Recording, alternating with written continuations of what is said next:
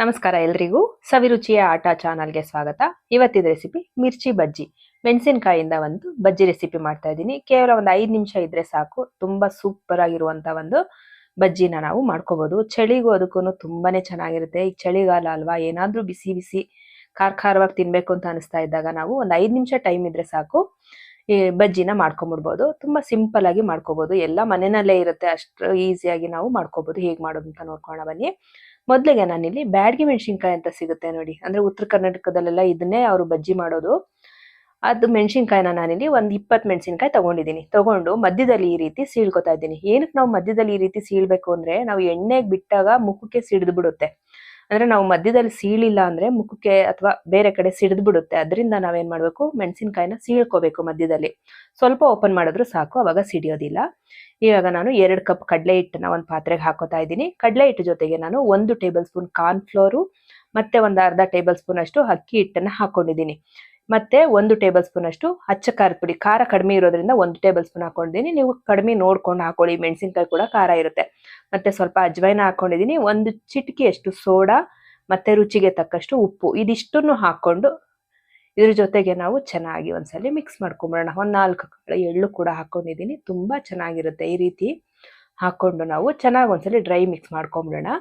Dry mix ಮಾಡ್ಕೊಂಡಾದ್ಮೇಲೆ ಸ್ವಲ್ಪ ನೀರು ಸೇರಿಸ್ಕೊಂಡು ನಾವು ಬಜ್ಜಿ ಹಿಟ್ಟಿನ ಅದಕ್ಕೆ ಕಲ್ಸ್ಕೊಳ್ಳೋಣ. ತುಂಬಾ ಒಂದೇ ಸಲ ನೀರು ಹಾಕೊಂಡು ಕಲ್ಸ್ಕೊಳ್ಳೋದು ಬೇಡ. ಸ್ವಲ್ಪ ನೀರು ಸೇರಿಸ್ಕೊಂಡು ನಾವು ಒಂದು ಗಂಟಿಲ್ದೆ ಇರೋ ರೀತಿ ಈ ರೀತಿಯಾಗಿ ನಾವು ಕಲ್ಸ್ಕೋಬೇಕು. ತುಂಬಾ ತೆಳ್ಳಗಾಗೋದು ಬೇಡ, ತುಂಬಾ ಗಟ್ಟಿನೂ ಇರೋದು ಬೇಡ. ನೋಡಿ, ಈ ರೀತಿ ಹಿಂಗೆ ಎತ್ತಿದ್ರೆ ಕೈನಲ್ಲಿ ಹಂಗೆ ಜಾರ್ಕೊಂಡು ಬಿಡ್ಬೇಕು. ಅಷ್ಟು ಹದವಾಗಿ ನಾವು ಕಲ್ಸ್ಕೋಬೇಕು. ಇವಾಗ ಕಲ್ಸಿಟ್ಕೊಂಡಿದ್ದೀನಿ ನಾನು ಹಿಟ್ಟನ್ನ.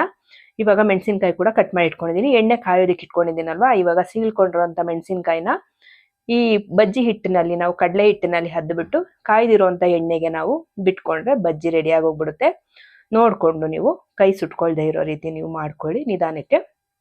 ಮತ್ತೆ ಮೀಡಿಯಂ ಫ್ಲೇಮಲ್ಲಿ ನಾವು ಬಜ್ಜಿನ ಬೇಯಿಸ್ಕೋಬೇಕು. ಹೈ ಫ್ಲೇಮಲ್ಲಿ ಇಟ್ಬಿಟ್ರೆ ಎಣ್ಣೆ ಕಾದ್ಮೇಲೆ ಮೇಲೆಲ್ಲ ಕಪ್ಪಗಾಗ್ಬಿಟ್ಟಿರುತ್ತೆ, ಒಳಗಡೆ ಬೆಂದಿರಲ್ಲ. ಅದರಿಂದ ನಾವು ಮೀಡಿಯಂ ಫ್ಲೇಮ್ ಇಟ್ಕೊಂಡು 2 ಸೈಡ್ ತಿರುವಾಗ್ತಾ ಒಂದು 2 ರಿಂದ 2.5 ನಿಮಿಷ ಬೇಯಿಸ್ಕೊಂಡ್ರೆ ಸಾಕು. ಈ ರೀತಿಯಾಗಿ ನಮಗೆ ಬಜ್ಜಿ ರೆಡಿ ಆಗೋಗ್ಬಿಡುತ್ತೆ. ತುಂಬಾ ಸಿಂಪಲ್ ಆಗಿ ಒಂದು 5 ನಿಮಿಷ ಟೈಮ್ ಇದೆ ಅಂದ್ರೆ ಸಾಕು, ನಾವು ಬಜ್ಜಿನ ಪಟಾಪಟ್ ಅಂತ ಮಾಡ್ಕೊಂಡ್ಬಿಡ್ಬೋದು. ತುಂಬಾ ಈಸಿಯಾಗಿ ಮಾಡ್ಕೋಬಹುದು. ಮನೆಯಲ್ಲಿ ಎಲ್ಲಾವುದು ಇರುತ್ತೆ, ಕಡಲೆ ಹಿಟ್ಟಿರುತ್ತೆ, ಮೆಣಸಿನ್ಕಾಯಿ ಇರುತ್ತೆ, ಎಲ್ಲ ಇದ್ದೇ ಇರುತ್ತೆ, ಅಕ್ಕಿ ಹಿಟ್ಟು ಇರುತ್ತೆ. ಮತ್ತೆ ಇಷ್ಟನ್ನ ಹಾಕೊಂಡು ನಾವು ಮಾಡ್ಕೊಳ್ಳೋದಕ್ಕೆ ಎಷ್ಟು ಈಸಿ ಅಲ್ವಾ. ತುಂಬಾ ಚೆನ್ನಾಗಿರುತ್ತೆ. ಚಳಿಗೂ ಅದಕ್ಕೂ ಏನಾದ್ರೂ ತಿನ್ಬೇಕು ಅನ್ನೋ ಹೊರಗಡೆ ಹೋಗಿ ತಗೊಂಬಂದು ತಿನ್ನೋದ್ರ ಬದಲಾಗಿ ನಾವು ಮನೆಯಲ್ಲೇ ಈ ರೀತಿ ಫ್ರೆಶ್ ಆಗಿ ಇರುವಂತ ಎಣ್ಣೆ ಎಲ್ಲ ಹಾಕೊಂಡು ಮಾಡ್ಕೊಂಡಾಗ ತುಂಬಾ ಚೆನ್ನಾಗಿರುತ್ತೆ. ಆರೋಗ್ಯಕ್ಕೂ ಕೂಡ ಒಳ್ಳೇದು. ಹೊರಗಡೆಯಿಂದ ಎಣ್ಣೆ ಕಾದು ಅದೆಲ್ಲ ಕಪ್ಪಗಾಗ್ಬಿಟ್ಟಿರುತ್ತೆ. ಅದೇ ಎಣ್ಣೆಲಿ ನಮ್ಗೆ ಮಾಡ್ಕೊಡ್ತಾರಲ್ವಾ, ಅದ್ರ ಬದಲಾಗಿ ನಾವು ಸ್ವಲ್ಪನೇ ಎಣ್ಣೆ ಹಾಕೊಂಡ್ರು ಸಾಕು, ಅದು ಕೂಡ ವೇಸ್ಟ್ ಆಗೋದಿಲ್ಲ. ಈ ರೀತಿ ಮಾಡ್ಕೊಂಡ್ರೆ ತುಂಬಾ ಸಿಂಪಲ್ ಆಗಿ 5 ನಿಮಿಷದಲ್ಲಿ ಮಿರ್ಚಿ ಬಜ್ಜಿ ರೆಡಿ ಆಗೋಗ್ಬಿಡುತ್ತೆ. ಊಟದ ಜೊತೆಗಂತೂ ಸಖತ್ತಾಗಿರುತ್ತೆ.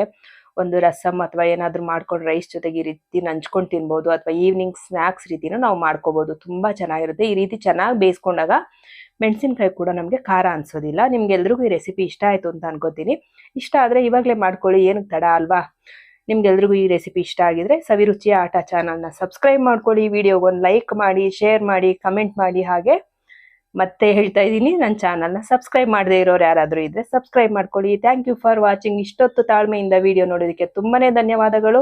ನೀವು ಸಬ್ಸ್ಕ್ರೈಬ್ ಮಾಡ್ಕೊಂಡ್ಮೇಲೆ ನಾನು ಒಳ್ಳೊಳ್ಳೆ ವಿಡಿಯೋಸ್, ಅಂದ್ರೆ ತುಂಬಾ ಸಿಂಪಲ್ ಆಗಿ ಅಡುಗೆ ಹೇಗೆ ಮಾಡೋದು ಅಂತ ಹಾಕ್ತಾ ಇರ್ತೀನಿ. ಅದಕ್ಕೋಸ್ಕರ ಸಬ್ಸ್ಕ್ರೈಬ್ ಮಾಡ್ಕೊಳ್ಳಿ. Thank you.